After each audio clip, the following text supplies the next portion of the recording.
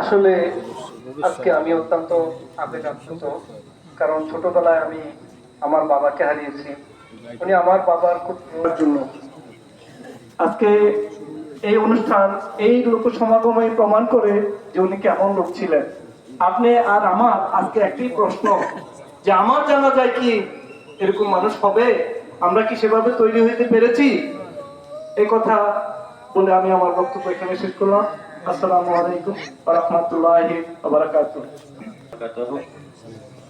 আজকে মরহুম আলহাজ আবুল হাশেম ভূঁইয়া সাহেবের জানাজার মধ্যে উপস্থিত বহু উলামা ইকরাম উপস্থিত আছেন, মুসল্লি ইকরাম।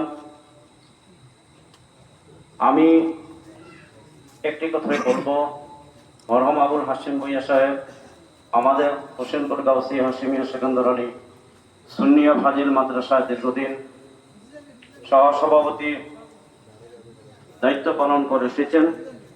আমাদের শিক্ষক মহোদয়ের সাথে খুব ভালো ব্যবহার দেখেই তিনি যখনই মিটিং করতেন, আলোচনা রাখতেন, এই হিসাবে আমার দৃষ্টিতে উনি ভালো লোক ছিলেন। আল্লাহ পাক যেন তারে ভালো হিসাবে কবুল করে, সকল করে আমি। বিশেষ করে কোনো মুসলমান মৃত্যুর পরে জোরপূর্বক নয়, যখন বলবে এই লোকটি খুব ভালো ছিল, নামাজি ছিল, পরহেজগার ছিল, মুত্তাকিন ছিল, কারোর সাথে ঝগড়া ফসাদে লিপ্ত হয়নি, এই ধরনের ভাষা যারা ব্যবহার করবে, জানাজা নামাজ থেকে যাওয়ার পথে আল্লাহ পাক গুনাহগার থাকলেও আল্লাহ পাক তাকে মাফ করে দিবেন। এই হিসাবে আমার দৃষ্টিতে উনি একজন নামাজি লোক ছিলেন, হজ করে এসেছেন, ভালো মনের লোক ছিলেন। আল্লাহ ভালো হিসাবে কবুল করুক। আমি গাউসী হাশিমিয়া সেকেন্দার আলী সুন্নিয়া ফাজিল মাদ্রাসার পক্ষ থেকে তার রুহের মাগফিরাত কামনা করে আমার সংক্ষিপ্ত আলোচনা সমাপ্ত করলাম। আসসালামু আলাইকুম ওয়া রাহমাতুল্লাহি ওয়া বারাকাতুহু।